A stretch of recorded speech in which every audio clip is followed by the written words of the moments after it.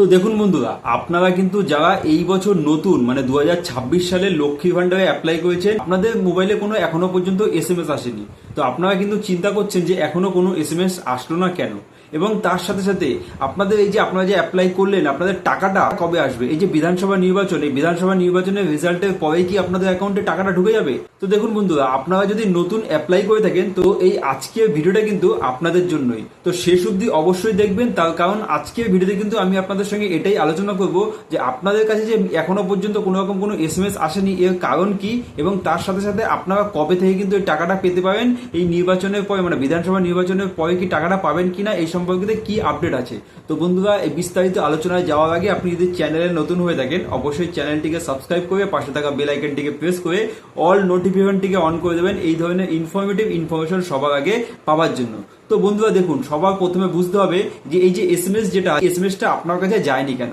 তো দেখুন বন্ধুরা, এই যে এসএমএস যেটা আছে সেটা যাওয়ার জন্য কিন্তু আপনারা যে দুয়ারে সরকার প্রকল্পে আবেদন করেছিলেন, সেখানে যে আপনাদের যে ডকুমেন্টসগুলো দিয়েছিলেন সেগুলো কিন্তু সবার প্রথমে ডেটা এন্ট্রি হয়। ডেটা এন্ট্রি হয়ে সেগুলো কিন্তু পোর্টালে তুলতে হয়। তো সেক্ষেত্রে দেখা যাচ্ছে যখন আপনার যে আপনি যে মোবাইল নাম্বারটা দিয়েছেন, ডকুমেন্টের সঙ্গে যে মোবাইল নাম্বারটা দিয়েছেন, সেই নম্বরটা যদি আগে থেকে আপনার পরিবারের অন্য কেউ, দেখা যাচ্ছে আপনার মাও এই একই নম্বর দিয়ে কিন্তু আগে থেকে টাকা পেয়ে যাচ্ছে, তো সেক্ষেত্রে কিন্তু আপনার কাছে আর কোনো মেসেজ আসবে না। তার কারণ লক্ষ্মী ভান্ডারে কিন্তু একটি মানে মোবাইল নাম্বার দিয়ে কিন্তু একটি অ্যাকাউন্টই সংযোগ করা যায়, অ্যাকাউন্টে কিন্তু একটি মোবাইল নাম্বারে লক্ষ্মী ভান্ডারের কাজ হয় না। তো সেক্ষেত্রে আমি আপনাদের বলবো, যদি আপনাদের এরকম হয়ে থাকে আপনাদের কিন্তু চিন্তার কোনো কারণ নেই, জাস্ট এসএমএসটা কিন্তু আসবে না। তো দেখুন বন্ধুরা, আপনার মোবাইলে কিন্তু এসএমএস না আসার আরেকটি গুরুত্বপূর্ণ কারণ হচ্ছে গিয়ে দেখা যাচ্ছে যে আপনার যে এন্ট্রিটা মানে আপনি যে ডকুমেন্টসগুলো দিয়েছিলেন সেগুলো কিন্তু এখনো ডেটা এন্ট্রি হয়নি। তার মানে হচ্ছে কি, আমি যেটা আগেই বললাম, আপনাদের যে ডকুমেন্টসগুলো আপনারা দুয়ারে সরকার দিয়েছেন সেগুলো কিন্তু লক্ষ্মী ভান্ডার পোর্টালে সেটা কিন্তু ডেটা এন্ট্রি হয়। তো এটা কিন্তু ব্লক ওয়াইজ একের পর এক করে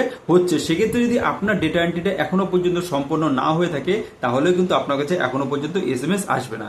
এবার ব্যাপার হচ্ছে কি, ডেটা এন্ট্রিটা কবে হবে। তো দেখুন বন্ধুরা, এই যে লক্ষ্মী ভান্ডারে যে নতুন যারা আবেদন করেছে, এটা কিন্তু দু একজন না, লক্ষ লক্ষ কিন্তু দেখা যাচ্ছে মা বোনেরা কিন্তু পশ্চিমবঙ্গে যারা এলিজিবল হয়েছে এই বছর তারা কিন্তু আবেদন করেছে। তো ব্লক ওয়াইজ কিন্তু এটা ধীরে ধীরে এন্ট্রি হচ্ছে।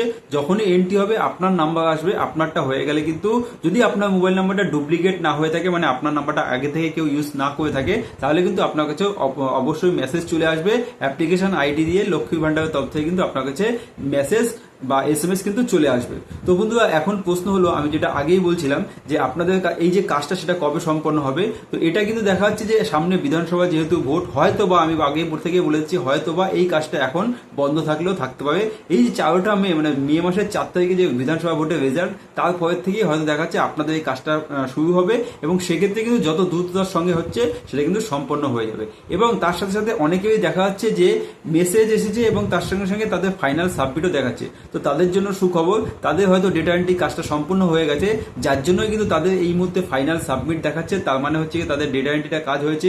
এখনো কিন্তু তাদের অ্যাকাউন্টে টাকা আসার জন্য আরো দুটো স্টেপ আছে, সেই দুটো স্টেপ কমপ্লিট হতে হবে। সেই দুটো স্টেপ যখন কমপ্লিট হয়ে যাবে, লাস্টে কিন্তু যখন সাকসেস হয়ে যাবে তখন কিন্তু আপনার কাছে টাকাটা চলে আসবে। এবং তার সাথে সাথে আমি আপনাদের আরেকটা কথা বলতে চাইবো, এই যে যাদের কাছে কিন্তু এসএমএস আসেনি তারা কিন্তু চিন্তায় থাকবেন, তারা কিন্তু বুঝতে পারছে না যে তাদের যে ডেটা এন্ট্রি সম্পন্ন হলো কিনা, কিংবা তাদের মানে কি আছে এখন পরিস্থিতি। আপনি তো আবেদন করেছিলেন কিন্তু এখন কি অবস্থায় আছে, স্ট্যাটাসটা কি আছে। তো তাদের জন্য কিন্তু বলবো, আপনারা কিন্তু খুব সহজেই আপনার ঘরে বসে মোবাইলটির মাধ্যমে কিন্তু আপনারা আপনাদের স্ট্যাটাসটা, আপনার হয়তো দেখাচ্ছে আধার নাম্বার অথবা আপনার স্বাস্থ্যসাথী কার্ড নাম্বার অথবা আপনার মোবাইল নাম্বার দিয়ে কিন্তু আপনি সার্চ করে স্ট্যাটাসটা দেখে নিতে পারবেন। তো আপনারা যদি এখনো পর্যন্ত স্ট্যাটাসটা কি করে চেক না জেনে থাকেন, জানতে চান, কমেন্ট বক্সে শুধুমাত্র স্ট্যাটাস লিখবেন। আমি কিন্তু তাহলে এই নিয়ে কিন্তু ভিডিও নিয়ে আসবো, আপনারা যেটা থেকে কিন্তু খুব সহজে বাড়িতে বসেই কিন্তু আপনার মোবাইলের মাধ্যমে স্ট্যাটাসটা চেক করতে পারবেন। তো মোবাইলে এসএমএস না আসলে কিন্তু আমি আবারও বলে দিচ্ছি, মোবাইলে এসএমএস যদি না আসে তাহলে কিন্তু কোনো সমস্যা নেই, আপনারা কিন্তু স্ট্যাটাস দেখেই বুঝতে পারবেন। এইবার কিন্তু আমি আপনাদের বলবো যেটা আরো গুরুত্বপূর্ণ, এই যে বিধানসভা ভোট তারপরে মানে 4টা মে যে রেজাল্টটা প্রকাশিত হবে তারপরে কি আপনাদের অ্যাকাউন্টে যারা নতুন আবেদন করছে তাদের কি টাকা ঢুকে যাবে। তো দেখুন বন্ধুরা, এই নিয়ে কিন্তু এখনো পর্যন্ত অফিসিয়ালি কোনো বিজ্ঞপ্তি আসেনি।